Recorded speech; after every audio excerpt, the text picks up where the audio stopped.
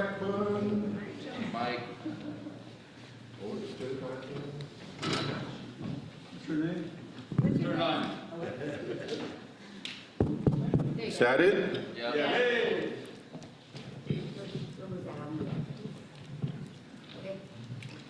Okay, I was going to say Audrey Hepburn, but it's Joseph Hepburn.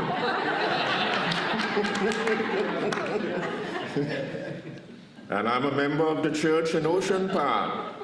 We are here to welcome you today to this unique interfaith community and multi-faith community that is dedicated to social justice.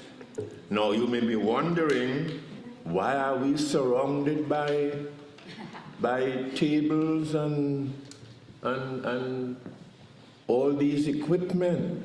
Well, we are here to provide holistic care, not only religious but spiritual and physical as well. So if you have never had a massage during the last year and you're hoping to have a good massage to begin to equip you to go out into work with vigor and energy, well, we have it here at the church in Ocean Park. We are right here with it. You are welcome if you miss Pride Month activities, if you are participating in some that are online. You are welcome if you don't have a job, if you never had a job, or if you are doing too much in your job like me now after retirement. You are welcome to the church in Ocean Park. You are welcome if you're a renter, landlord, or both. We extend a special invitation to those who are single, married, divorced, gay, transgender, filthy rich, dirt poor. We extend a special invitation to those who are just browsing, or even those who have just come out of jail. We don't care if you're more religious than the Pope, more ceremonial than the new king, or more, well, I better not say.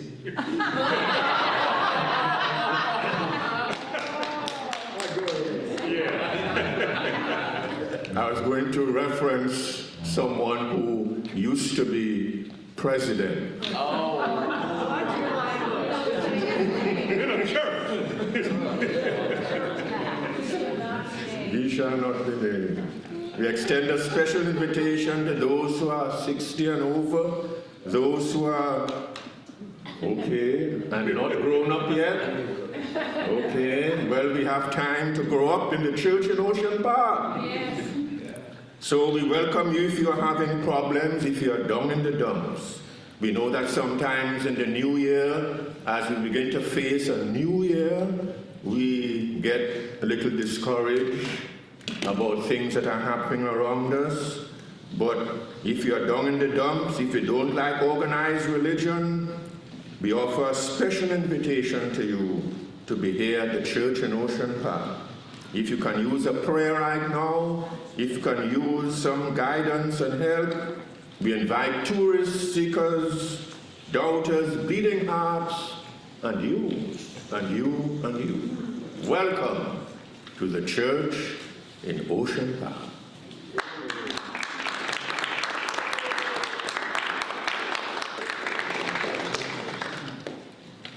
I'm Reverend Janet Gollery McKeithan, and I'm the minister here at the church in Ocean Park.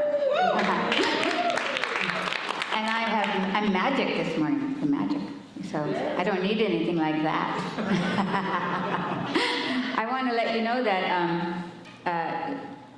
we are going through a time of COVID. Our Kim Harris has COVID, but she's not here, she's online. Louise just had it, but she's been negative for 5 or 6 or 7 or 8 days. So this is just a precaution, what she's doing, so we wouldn't have somebody here that's going to infect you. I'm just letting you know that. Today is actually about uninfection, like disinfection, untoxify, detoxify. Get rid of the toxins, not put it back in. So we're not here to give you anything else. that you don't even already come in with, whatever it was you came in with. And so welcome to the church in Ocean Park, and we know that you do come in with various things. We are all coming carrying, some of us carrying some grief, some carrying some other burdens, and some carrying a lot of joy. This is the first time I think we've danced since 4 years.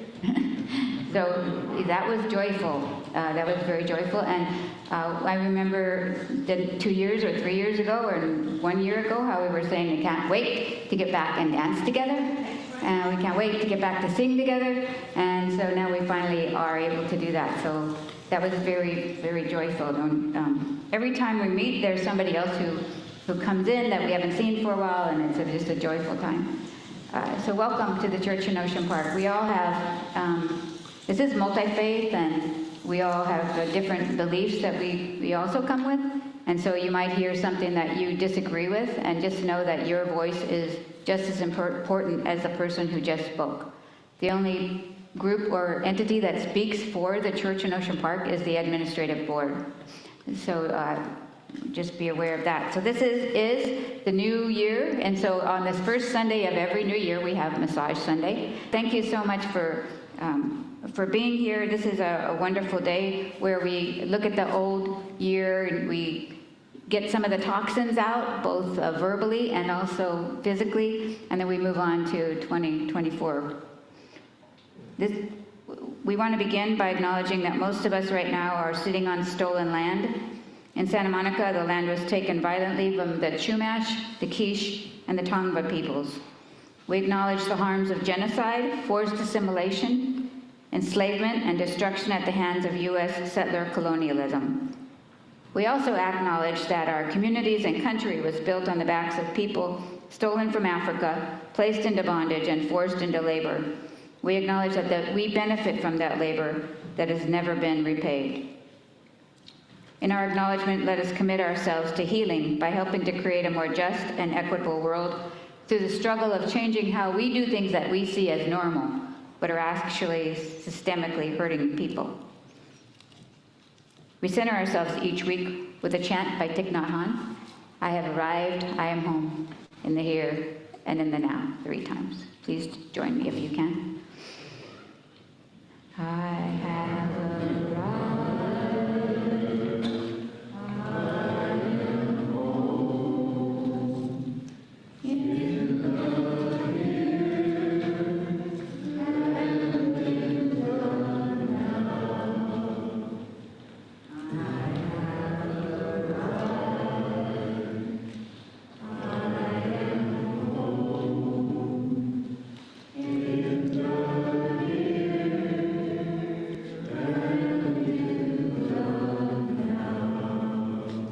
I have arrived, I am home, in the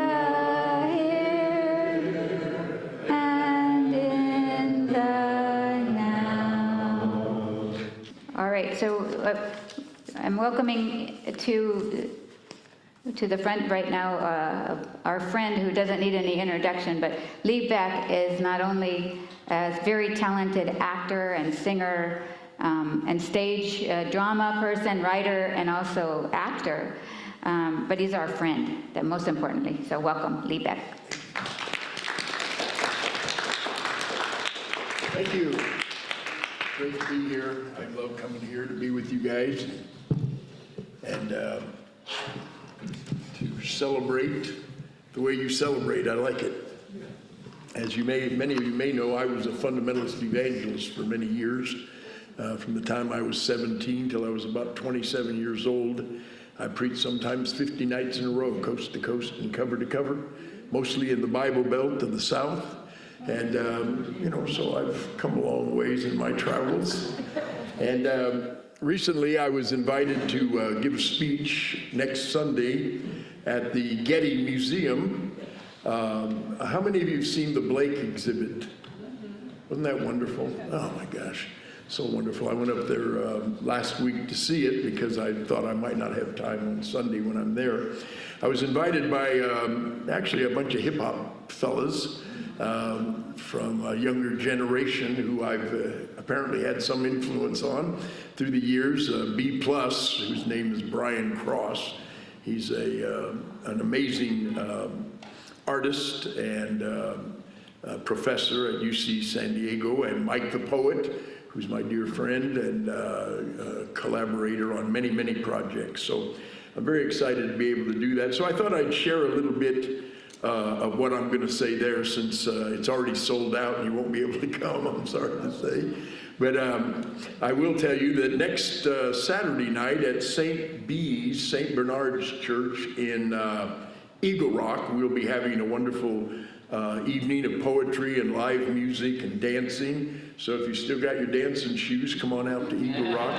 You can find me on Facebook and find the ad about that on Facebook. So in this speech, I'm going to start out with a song which I already sang for you guys, I think the last time I was here, but I'll sing the first verse of it. You may never see it, but you sure are going to think about it, sure are going to think about it, sure are going to think about it. You may never see it, but you sure are going to think about it. Utopia, where everything's perfect, even for gays, and everything's riding on perfect days, where everyone gets just what they need, 'cause everyone has finally been freed. You may never see it, but you sure are going to think about it, sure are going to think about it, sure are going to think about it. You may never see it, but you sure are going to think about it. Utopia. You know, it's a time of great discouragement on the part of a lot of people. People are worried, people are afraid, we're facing some very dangerous things, and I hear it all the time on people, and I just thought it'd be good to bring up some of the things people have faced in the past. Because William Blake, he was a radical in the late 1700s. He wore the red bonnet of dissent at a volatile time in England in the late 1700s, risking his arrest and even his execution. He was an early supporter of the French Revolution and the American Revolution. He was against slavery.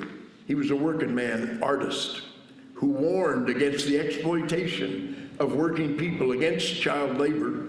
By the impending Industrial Revolution, he saw it coming, he knew what was going to happen.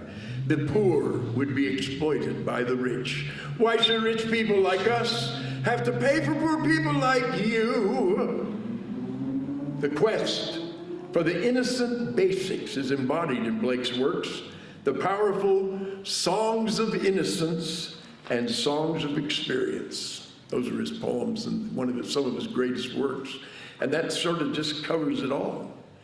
Now, in this speech that I'm going to be giving, we're going to be talking about David Axelrod, too. You may not know, and I'm not talking about the guy that worked for Obama. I'm talking about David Axelrod, the music producer of the 60s and through the 80s, who has passed away now. But David couldn't help but notice how wonderful Blake's songs of innocence and songs of experience were.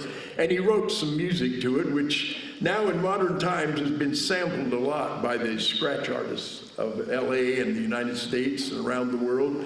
They use Axelrod's innocence and experience, and they sample that in their creation of what they do. Axelrod's father was a wobbly, and in this speech they've asked me to bring in the wobblies. That's why I'm there, to bring in the labor version of some of this, because and to tie that into actually Blake and Axelrod.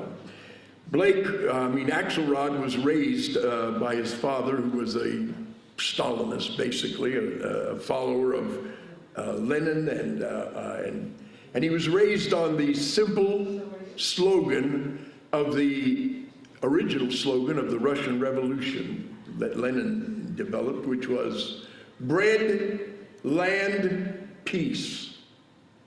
1949, my two brothers and I are sitting in the back of our parents' new Hudson automobile at a railroad crossing in Sacramento Valley, counting the number of men standing and sitting on flat cars of the passing train. Some men dangling their feet off the side in the hot summer wind, while others are holed up in the boxcars. If the doors are open on both sides, you can see silhouettes. And they count 50, 51, 52. These men weren't riding for fun as late as 1949 and into the early 50s. But riding the rails did have a mythically romantic connotation even into the 60s to many young men like Jack Kerouac and others, inspired by the migrant workers of the late 18 and early 1900s, working men seeking jobs, off to see the world, experiencing many things. Actually doing it was tough, and it was done by men who were used to hard work and lousy pay in the mines, fields, and factories of the United States. They were also used to hard drinking, hard gambling, and mean railroad working goons.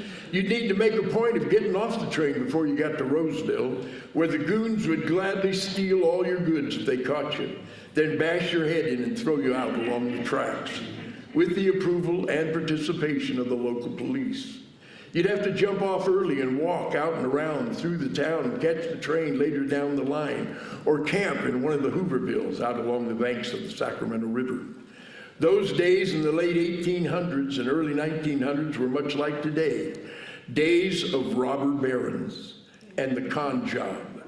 There'd be an ad posted on a wall or listed in a paper in San Pedro advertising a job for 300 men in Spokane, Washington. Men jump freight and ride for 3 days and maybe walk a couple, depending on the goons, the sheriffs, the scalawags.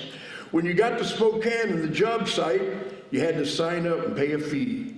You got fired at the end of the day and had to get back in line to get another day's work and pay another fee, like a lot of gig workers do today. The jobbers made the steady money. You spent the dough you had left from the last job just to get to this one and survive. It was a scam, and that didn't sit well with hardworking men. And it didn't add up to much work for anybody either. And that's when these folks began to organize. They help others understand that with solidarity, they could clog up the wheels of commerce and make their demands. Now, this is what I want to talk about a little bit, because in discouraging times, we just have to keep fighting. We just have to stick with it and know what is of value to us. Elizabeth Gurley Flynn, who became immortalized in labor history and song as a rebel girl, at the innocent age of 16, cut her teeth as a wobbly strike organizer in July of 1907 in Bridgeport, Connecticut. In 1912, she joined the Wobblies, Joseph Etter, Big Bill Haywood, and others in Lawrence, Massachusetts, where they taught thousands of textile workers who spoke 24 different languages to sing together in English in preparation for the big strike. Out of that little red songbook, known as the IWW song, subtitled in some editions, Songs to Fan the Flames of Discontent, or Songs of the Industrial Workers of the World, the Wobblies. The name was adopted by the movement when an immigrant worker couldn't say the word IWW, it came out Wobblies, and they liked it. I like the whimsical nature of the Wobblies. The songs in the Little Red Songbook were written by the likes of Joe Hill, T-Bone Slim, and other worker artists. When management sped up the machines in the textile factories of Lawrence, Massachusetts in 1912, so they could still get their 56 hours of work out of the newly won by strike 54-hour week, the Italians pulled out their long knives and cut the conveyor belts, and the people marched 10,000 strong into the street. They spoke 24 different languages, but they all sang the same words: bread and roses, bread and roses.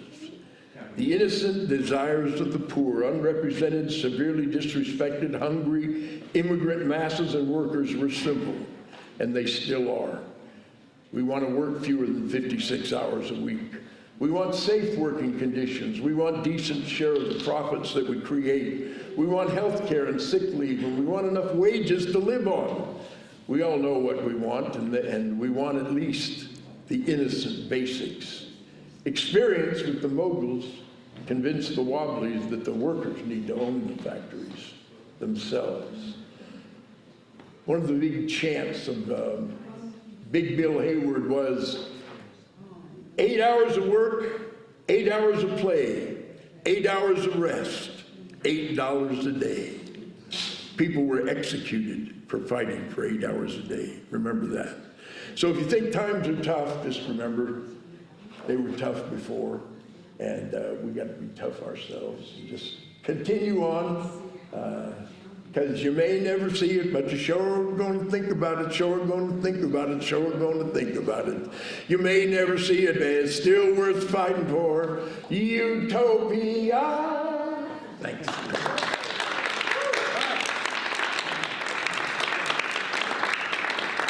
Thank you so much. Thank you.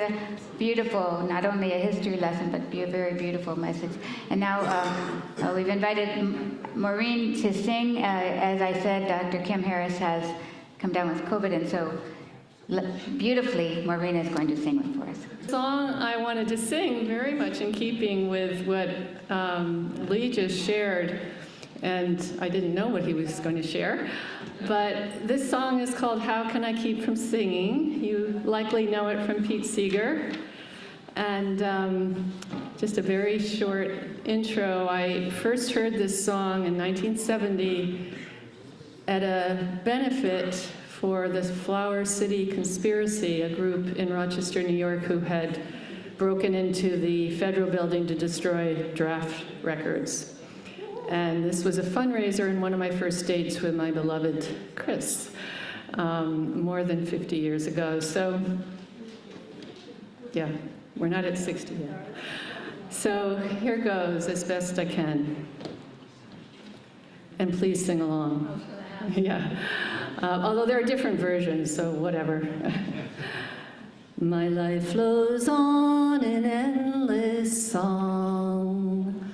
Above earth's lamentation, I hear the real though far off hymn that hails the new creation. Above the tumult and the strife, I hear that music ringing. It sounds an echo in my soul. How can I keep from singing? What though the tempest round me roars? I hear the truth, it liveth. And though the darkness round me close, songs in the night it giveth. No storm can shake my inmost calm, while to that rock I'm clinging. Since love is Lord of heaven and earth, how can I keep from singing? When tyrants tremble sick with fear and hear their death knell ringing, when friends rejoice both far and near, how can I keep from singing? In prison cell and dungeon vile, our thoughts to them are winging. When friends by shame are undefiled, how can I keep from singing? One more time. How can I keep from singing? Thank you. So beautiful. What a beautiful voice. Thank you so much. Thank you so much. Well, this is the traditional way we do our first Sunday of every year. Other than massages, we have divided into two segments. We talk about the year that has just passed, and then we focus our intentions on the year to come. Or in this case, the year is already here. It's been here almost a week. Hi. And so if we look at 2024,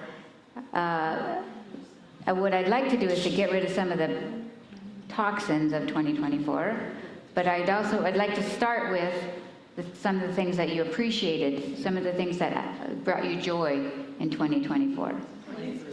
Oh, yes, and that too. Keeping you on your toes today. Thank you. All right, so, and this will be for you. So anybody would like to share, if they had, was there any moments of joy for you in 2023, any moments? Kevin, and then Wendy. My joy was about 5 months ago now. I went to go visit Kyle in Washington, D.C. I haven't been in D.C. Since 2004 when George Bush was our president. I remember when I went in 2004, they were having some party or something, and I took a picture with, the Secret Service, there. But it was nice walking around, Washington, D.C., again, 20-something, years later, and then going from there to Michigan and seeing my mom's side of the family I haven't seen in quite some time. Wonderful, thank you. Wendy? I had a few wonderful moments. One was when I got the letter from the Biden-Harris administration canceling my student debt.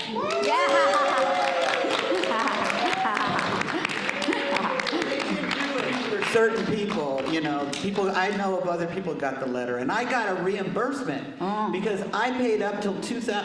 I should have been ended at 2017. It's after 20 years that you get, because I graduated in 1997 from LMU. Remember, Chris was one of my teachers, and yeah, but anyway, and I was paying, but interest and craziness, that's what they don't understand. I paid a lot. I graduated only owing $16,000 because I got grants and stuff, single mom of color. I was pregnant when I started going there. But anyway, and then hail in Venice. That was awesome when it hailed twice. And my neighbors, I have a neighbor that gave me my synthetic grass that's in my front yard.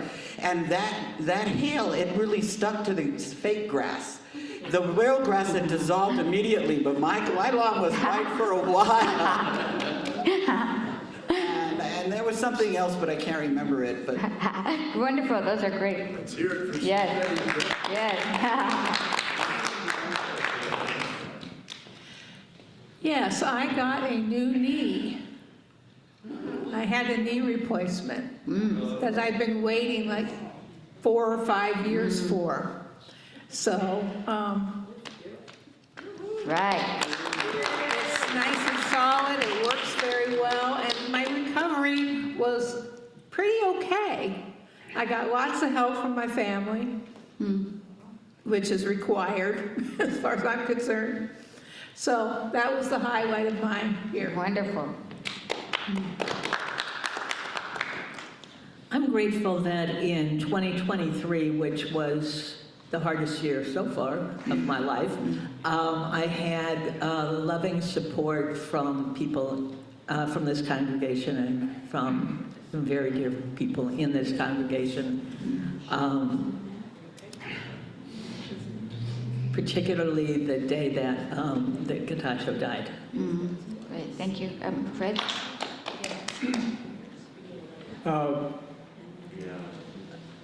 A couple of years ago, my mother died, and we all thought we knew where she wanted her ashes placed, and turned out she had changed her mind in the last year of her life, and she wanted to be buried with her parents.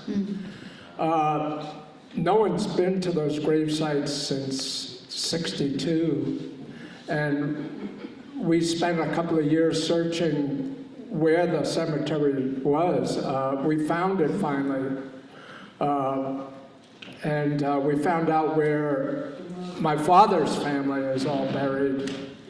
And in September, we're going down to New York for the first time traveling as a family. My sister and 3 other brothers are all going to New York. I haven't been to New York City since early 81.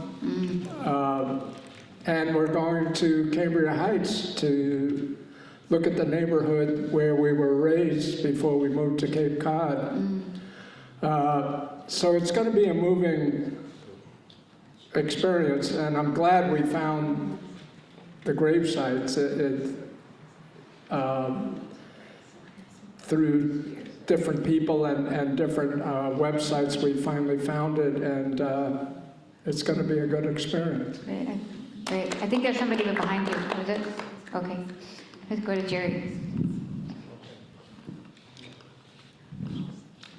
Thank you, and Happy New Year to everybody.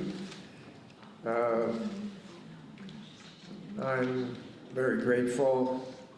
On March 4th last year, when I was lucky enough to have Marilyn come into my life, when I posted something about on Facebook that, does anyone want to have breakfast with me at Ray's on Rico? And Marilyn showed up, and we ate together. And,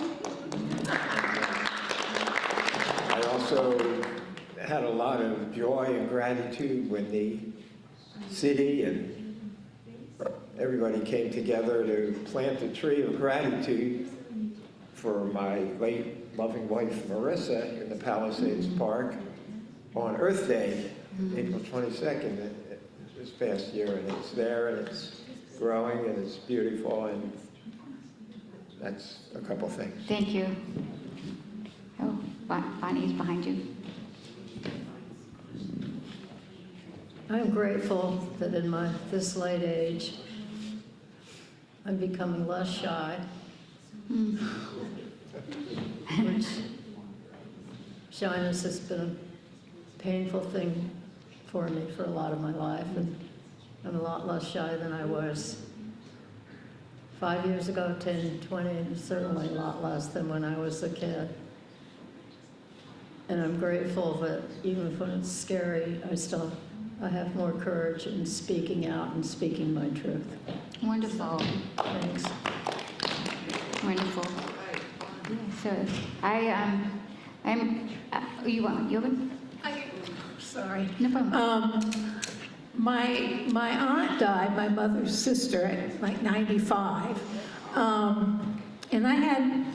But my sisters and I were able to go up to Spokane, which is where she lived, where my mother grew up, and for her services. And I hadn't been able to spend time with my cousins in decades. And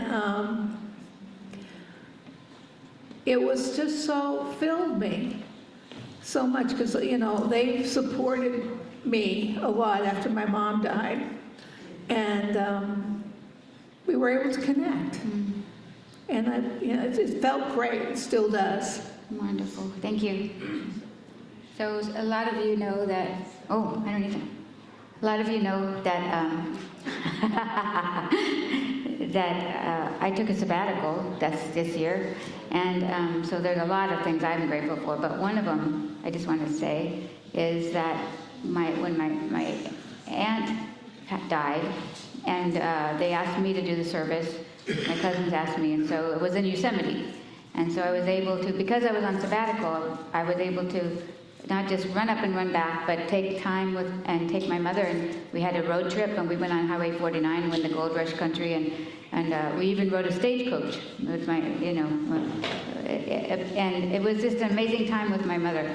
We went to a boutique hotel, which had such a small room, we could barely fit in the bed together, but we had so much fun, and we had homemade ice cream and things like that, so really, really appreciated that.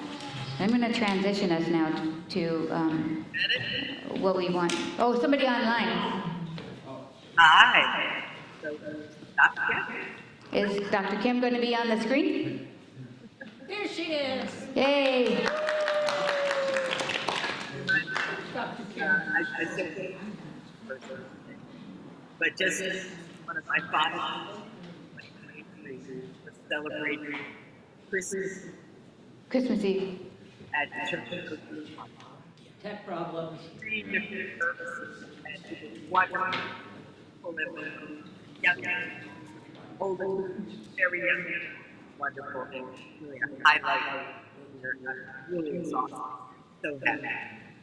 So, Oh, thank you. Good to see you, Dr. Kim. So she's talking about all the 3 services we had on Christmas Eve day. We had 3 services. We had the morning regular service, and then we had a toddler-oriented service with many balloons. And then we had a service, our traditional, shall we say, service. All right, and now I'm going to transition into what some challenges of 2023, and some things we would like to, as a toxin, get rid of in our bodies. And I will begin by saying that 2023, October 7th, when Hamas attacked Israel, then and the retribution that has happened since then has weighed heavy on my heart, and I have not found.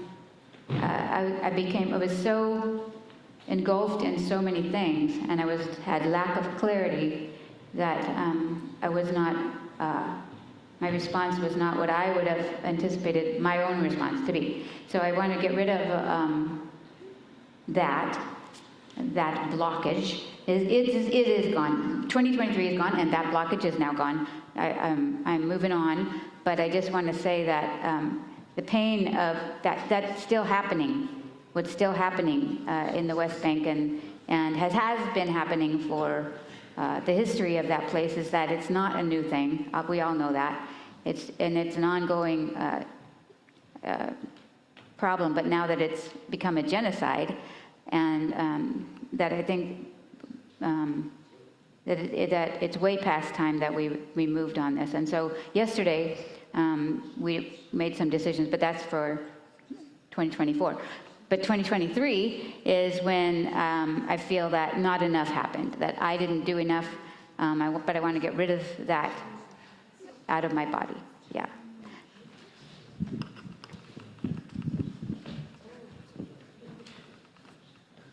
At the very end of 2023, I found out that some very serious changes have happened to my mom's Medicare, Medi-Cal coverage, which is affecting where she's staying in a nursing home. And it really keeps me up at night. And I'd really like to find a way through to resolve these issues and make sure she is indeed taken care of in the way that I'm able to help get her what she needs. So, yeah. Yeah.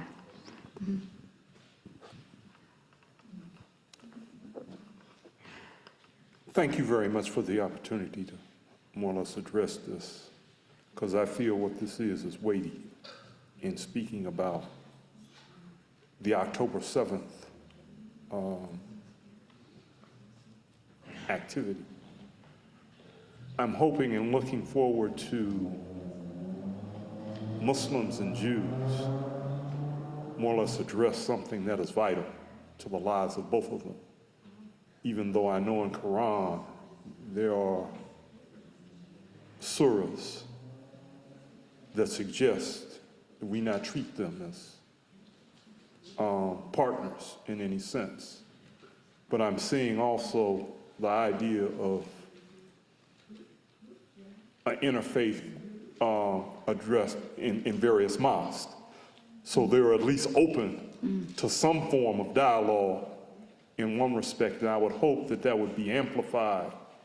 You know, I doubt very seriously if the media will expose it, you know, but at the same time, simply because the media doesn't address it, doesn't mean it doesn't happen. And I'm hoping that the space is created for which that can happen.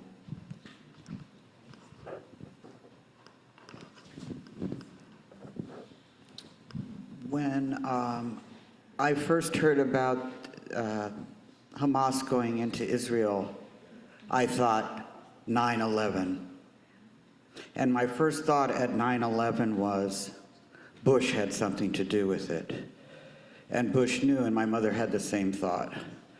So it's just, and the other thing is that we don't really get much coverage about what the other side's doing, what Yemen is doing, what Lebanon is doing, what Iran behind the scenes is doing. You don't hear about that on American news. It's all about imperialism that the United States has inflicted on the world for decades. And I'm so tired of it. I have seen it over and over, and even I've heard left-wing people talk about, oh, this is the biggest mass destruction in the world. What, have they forgot about the Iraq War? We killed 1 million people. Some say 500,000, but some say it's more like 1 million. And the population of Iraq at the time was 50% were under the age of 18. We were killing all those kids, just like what's happening now. So we're no better.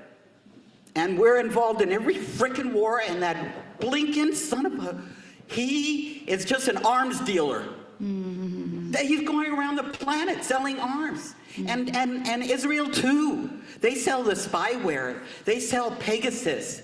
They sell things so that countries that want to be imperialistic, like the United States, and wants to be able to, or like Israel, and to control people like the Palestinians have been controlled for decades.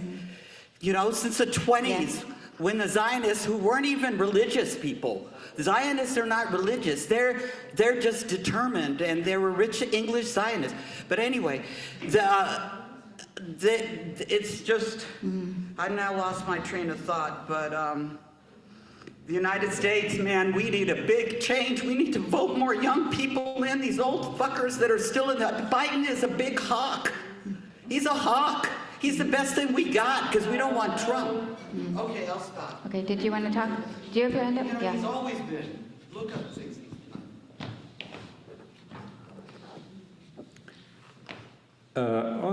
Pretty much on the way into church, or just as I was getting ready to come in here this morning, I found a couple things that gave me hope and or joy. And there was actually something that Linda sent out, a couple things really recently that also did that. But I want to, I'll stick with the two that I just got a glance at this morning, and one was that there was a guy, I think Chris Murphy was his name, who did an opinion piece on Fox News about how he escaped from being basically a KKK extremist, right-wing extremist. And he did it with the help of Arno Michaelis, who we know about. He and Christian Picciolino, well, I'm not going to try to pronounce the last name, but anyway, they do a lot of good work around that. So, you know, both the source, like Fox News, okay, I'm glad to see that he's doing this here and talking about that. So that was one. And then the other was finding out that the workers, the dock workers in some ports, are refusing to load weapons for Israel onto the ships. Yes.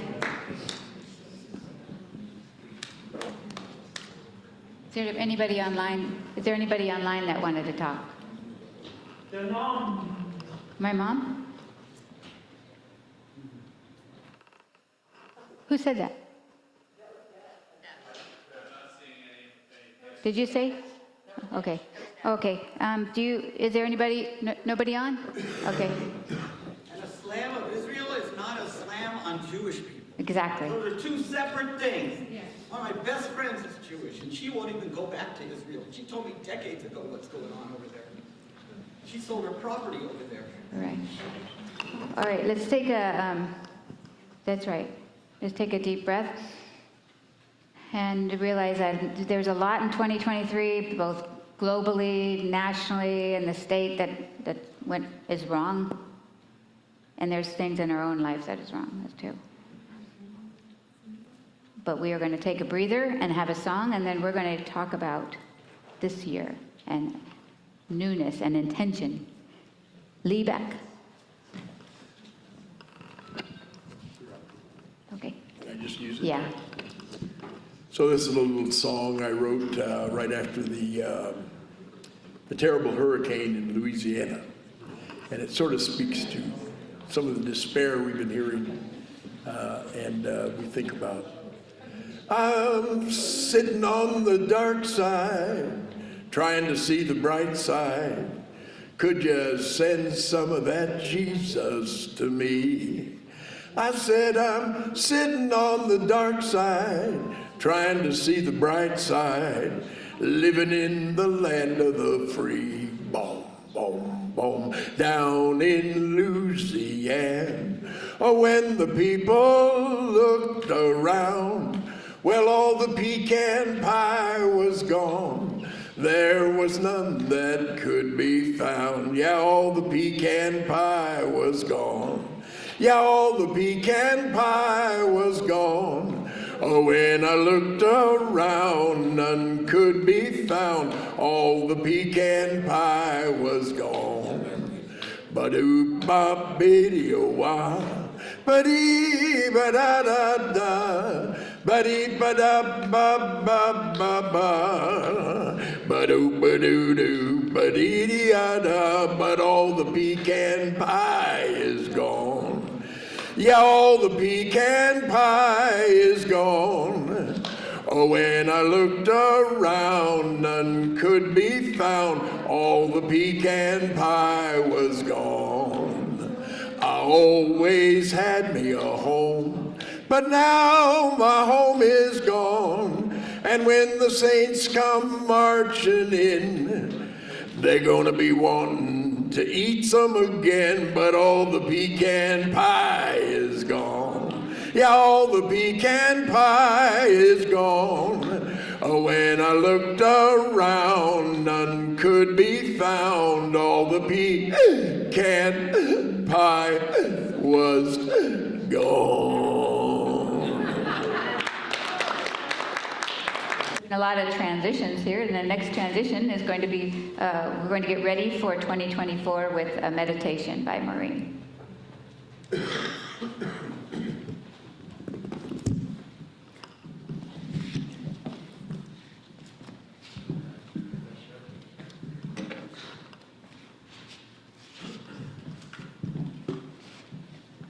So Janet asked me to lead us in about 5 minutes, so you know what the time frame is. Sometimes people get nervous thinking how long is this going to go on, so I want you to know.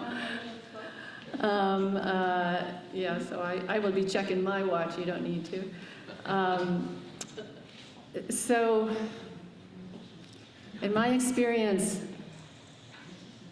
I can be more available to the world if I'm feeling a degree of self-regulation myself.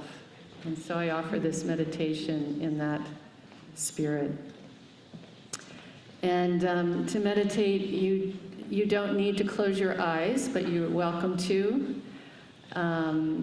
If your eyes are open, perhaps downcast, so that you're not scanning the room. And invite a comfortable posture. If your feet can be on the floor, if that's physically works for you, unless you're on the massage table, that is a good thing, yeah? So a posture that supports both relaxation and alertness.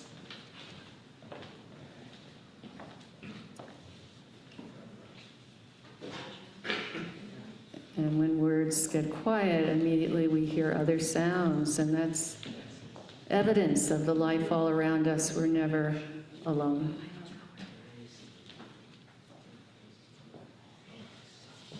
Just letting that be.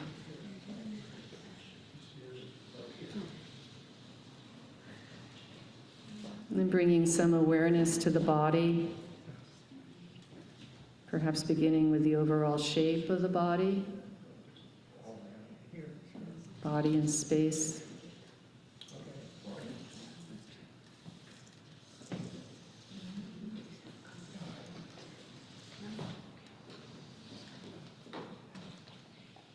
And bringing awareness now to the bottom of your feet.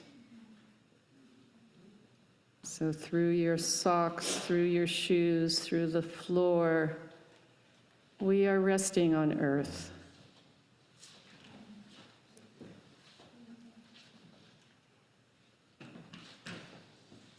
And to really sense into those feelings of aliveness at the bottom of the feet. Perhaps pressure, vibration, there's a lot of nerve endings there, pulsing, heat or cold.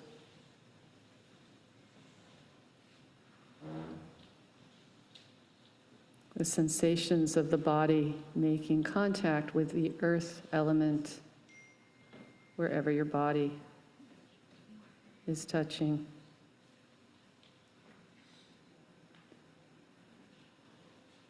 And feeling that rootedness.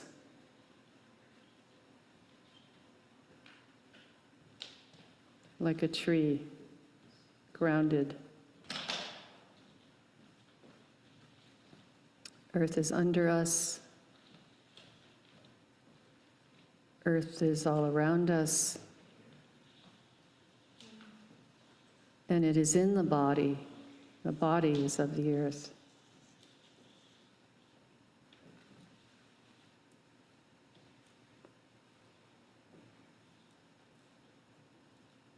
The body on the earth, of the earth.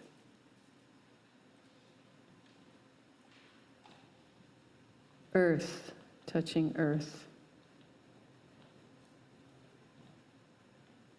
And sensing into that connection, the support of the earth.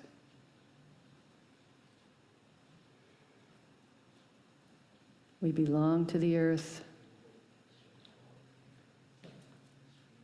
The body is of the earth. And the earth is where it will return.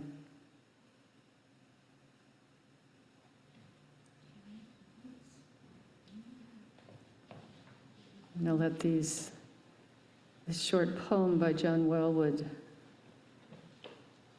guide us into the silence, a few moments of silence.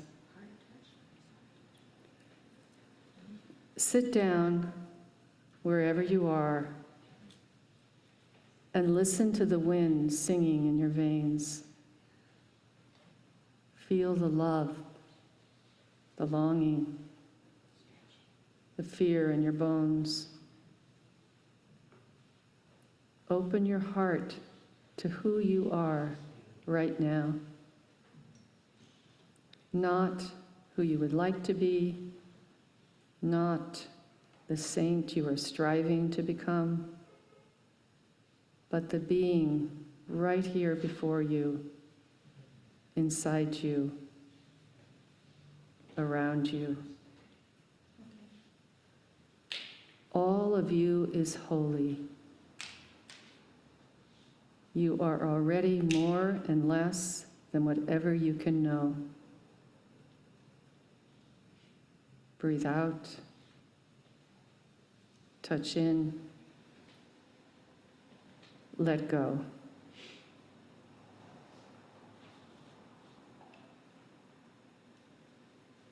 And if it helps, you can repeat these words internally, breathing in, I calm my body. Breathing out, I calm my mind. Breathing in, I calm my body. Breathing out, I calm my mind.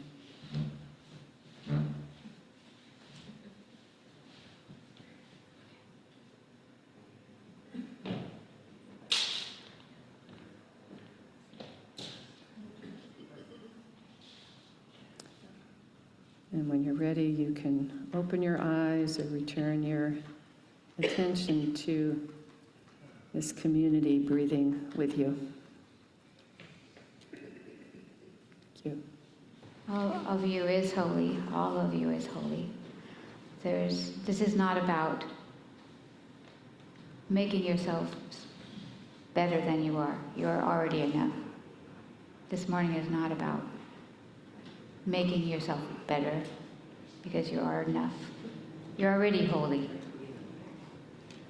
You don't need to make it work to make that happen. It's already happened. Today is about, it's a chance, an opportunity to look at starting a new way. As you are already good enough, but start, what is it that you, taking a step back, could do a different way, more aligned with who you actually are. All of us sort of step away from who we actually are a lot of times. Could get too busy, too tired, too sick. But this is one opportunity. This isn't the only opportunity you have. But I like to take advantage of any opportunity that I can to do this. And so this is a great one. And you know how people say to each other, Happy New Year. Sort of like we're on a collective, this is a restart. You can have a reboot now.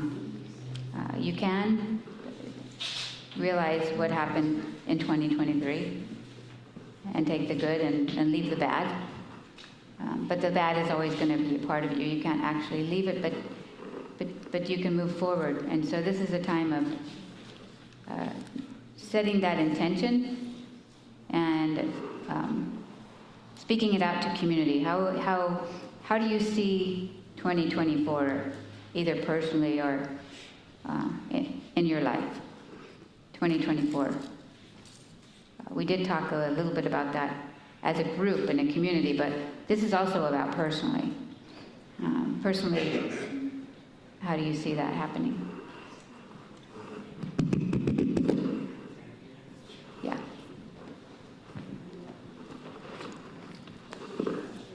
Well, yesterday was my first protest march of the year. I was marching against the genocide in Gaza.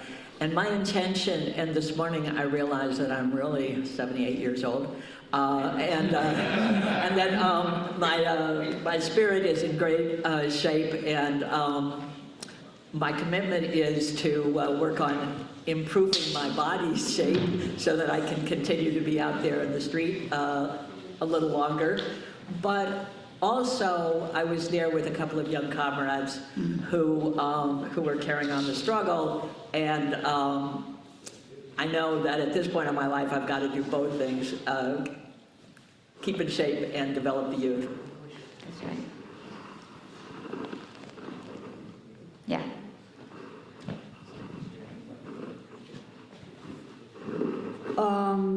I think for this year, I want to really re-embrace, I want to say re-embrace because I don't think it's something new, but I think it's something I can tap back into. I want to re-embrace trusting in whatever abilities that I have, whatever they are, fully. And, you know, because I graduated in the spring, and after that, you know, I can start working, I want to be able to know that I can do things, that I can contribute to society in the way that I would like to. So, yeah.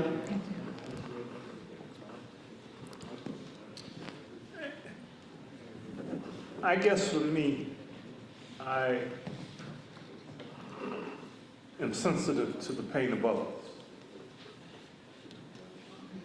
And when we get to, I guess, lifting up, I'll expand on it. But the idea that when we see pain and to be sensitive to it, I would hope that I could be some assistance in alleviating that pain.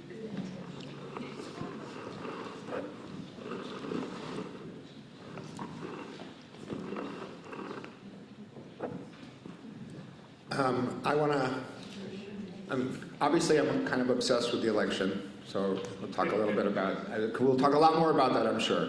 But for the new year, and I don't know if this is a good thing or a bad thing, I don't think any of us know, but I'd like everybody to consider AI. And I'm a technology worker, and I don't know how to explain how much my job and all of our jobs changed last year when ChatGPT was released. I want to say to everybody here, nobody knows where this is going, but right now, the AIs that are out there are best thought of as an assistant, as an intern, as something that helps you.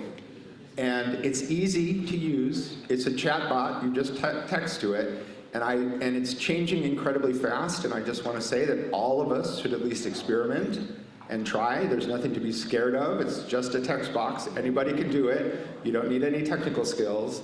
But I also want to say that just because it actually seems to understand and just because it actually seems to talk, it's not intelligent. It's not one of us yet, but it is something that we created to help ourselves and each other. And I just want to encourage people to not be scared and to experiment and face this, because it's changing faster than it's changed in my entire career. When he brought up AI, what I immediately went to is what I just said about the problems of the world. Now, if AI can more or less address the concept of hatred, racism, homophobia, I'll just leave it at that. Yeah, I'm remembering when Janet and I were with Venerable Thich Nhat Hanh, and we learned that chant that has been part of the church since. And I want to invite everyone to set aside the full day on February 22nd. And we're having a similar event on the topic of AI at Loyola Marymount University. Fritjof Capra, the physicist and philosopher, will be honored. The co-founder of the Center for Humane Technology will be present. His name is Randima Fernando. And there will be an honoring of meditation leaders Jack Kornfield and Trudy Goodman, as well as viewing of the film The Social Dilemma and a conversation of AI by our colleague and friend of Church in Ocean Park, Jim Fredericks, who's written a white paper for Sacramento. So I just want to start spreading the word and invite you to set aside that date, February 22nd, and be at LMU all day. Okay, so our intentions, I have also discovered on my sabbatical that I actually can take time off. And it's actually, and it's a good thing, and it's actually rejuvenating, and that's actually important, because you can't really step back and have get a grip on your vision of anything when you're just running. So my intention for this coming year is to keep that going. And sometimes it still takes a lot for me to do that. But you will notice some things that I put in place for the church community that is also for me. I do combine them sometimes. Like there's times when once a month we are having hike with the pastor again, but it ends with a picnic. So for those who don't want to hike, you just come to the picnic part, or if you have an accessibility challenge. So we always would try to picnic at a place where people who are not able to get to the hike or cannot hike can actually join us for the picnic. So that's why I chose where I chose, at the Nature Center on the 17th of January, which is coming up. And so I'm going to try to do more of that. And I will also try to do some hiking times overnight, which I haven't done for many more decades than I want to admit. But I would like to do a backpack trip, and when I said that 4 years ago, my brother gave me this amazing backpack. And have I used it? No. So, and he reminds me that sometimes when they give me hiking sticks,